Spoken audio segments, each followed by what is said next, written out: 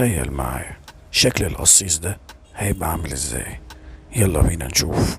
بدل حضرتك دخلت تتفرج على طريقة زراعة النعناع، يبقى حضرتك لحد النهاردة مش عارف تزرعه في البيت. بدل ما حضرتك كل شوية تشتري قصيص ب15 وب20 جنيه، لا بالعكس، الطريقة سهلة وبسيطة. هتجيب حزمة نعناع وهتعمل مزرعة في البيت، مش قصيص واحد. تحاول تختار العقل اللي يكون لونها غامق شوية، مش اللي هي الخضرة، لا العقل الغامقة اللي هي بتدي على اللون موف تقريبا، او لون اسود. العقل دي هي افضل عقل ممكن تزرعها. وزي ما حضرتك شايف، اهم حاجة تسيب في العلا اخر ورقتين او اخر 4 ورقات. والطريقة سهلة زي ما حضرتك شايف في الفيديو هتعمل. وطبعا اكيد حضرتك عايز تعرف انا بقص العقل بالشكل ده ليه، عشان يبقى شكلهم في القصيص متساويين واطوالهم متقاربة، ما يبقاش فيه حاجة اطول من حاجة. دي بس الفكرة. وطبعا اهم حاجة يكون القص، يعني يكون اول حاجة تكون في التربة، يكون بداية نمو البراعم، يعني الحتة اللي بيطلع منها النمو الورقة دي اخر حتة تكون في العقلة اللي هي تكون غارسة في التربة. وحاول ان يكون العقلة فيها حتتين من البراعم اللي هم بينمو منهم الاوراق، يكون الاتنين نقطتين يعني من العقلة يكونوا في التربة. ده اهم حاجة. ما تحاولش ان انت تخلي مكان البراعم مكان واحد بس يكون جوه التربة، عشان تعفن العقلة بيجي من الحتة دي، او فشل التجذير بيجي بسبب ان حضرتك بتسيب الحتة الاخيرة اللي في العقلة بتكون ما فيهاش اي مكان لنمو البراعم، وهنا بتبقى المشكلة. واهم حاجة الوعاء اللي حضرتك بتستخدمه في عملية التجذير ما يكونش مليان مية على اخره. دي اهم حاجة في الموضوع. تكون المية زي ما حضرتك شايف في البرطمان قليلة، يدوب يا ربع يا نص، مش اكتر من كده، عشان ما يحصلش تعفن للعقل.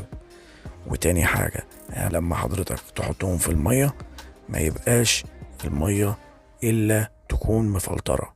يعني مية الحنفية، المية العادية ما تنفعش، عشان بيبقى فيها نسبة كلور عالية، وده بيبوظ وبيخلي عملية التجذير تفشل معاك.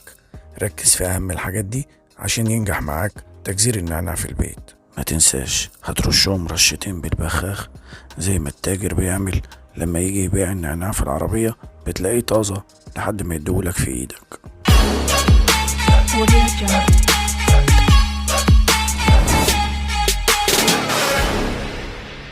ودي كانت النتيجة بعد يومين.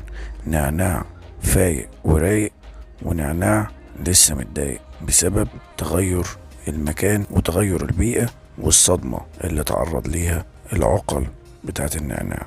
وبعد 4 أيام الوضع بقى بالشكل اللي حضرتك شايفه. النعناع بقى فايق ورايق ومش متضايق. ما تنساش لو عجبك الفيديو ادعمنا بلايك او اعمل سبسكرايب او اشترك في القناة عشان يجيلك كل الفيديوهات اللي هتفيدك في الزراعة المنزلية اول باول بإذن الله.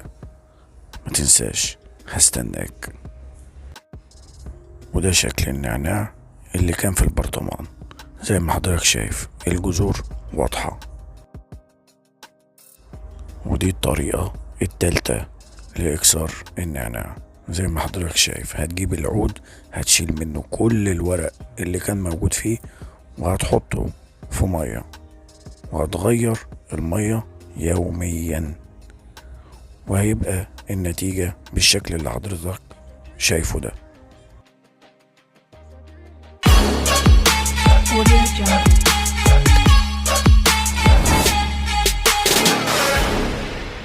هنيجي بقى نبتدي ناخد العقل اللي طلعت نموات. والصراحة الطريقة دي من افضل الطرق اللي انا بحب اعملها الصراحة. ليه؟ حضرتك كل عقلة من دول بتطلع 5-6 نموات. لما تيجي حضرتك تحط على الاقل 10 عقل بالعرض زي ما حضرتك شايف كده في القصيص، وكل عقلة تطلع 4 أو 5 نموات، فجأة هتلاقي القصيص ده مليان نعناع. ما تنساش لو عجبك الفيديو ادعمنا بلايك او اعمل سبسكرايب او اشترك في القناة. ما تنساش هستناك.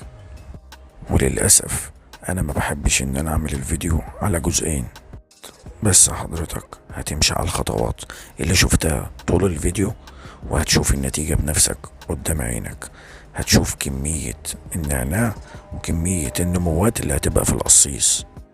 وبعد ما تحط كل العقل هتبتدي ان حضرتك تحط تربة خفيفة فوقها. طبعا ما تبقاش تغطيها خالص، لا، حضرتك بتغطي العقل بحيث ان هي ما تبقاش باينش اكتر من كده، لكن ما تدفنهاش عشان النموات تعرف تطلع وتظهر من فوق التراب.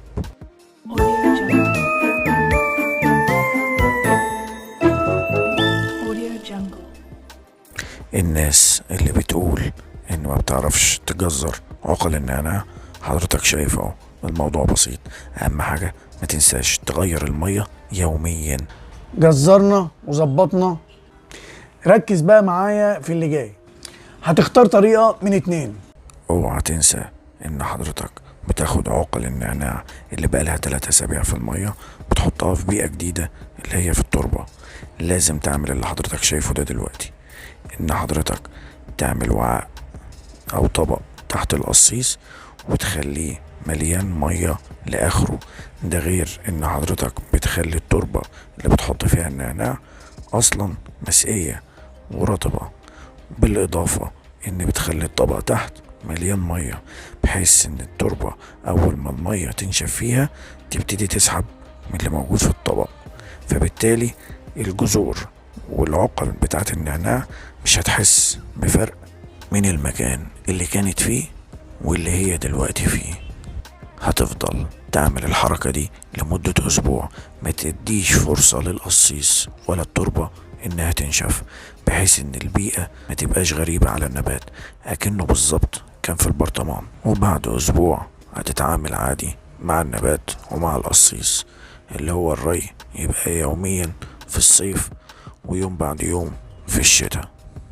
وممكن تعمل العكس، بدل ما تاخد العقل تحطها في التربة، لا، تجيب التربة تحطها مع العقل في البرطمان، تدريجيا تقعد تملي البرطمان بالتربة لحد ما ياخدوا على الوضع الجديد والبيئة الجديدة الاتنين مع بعض.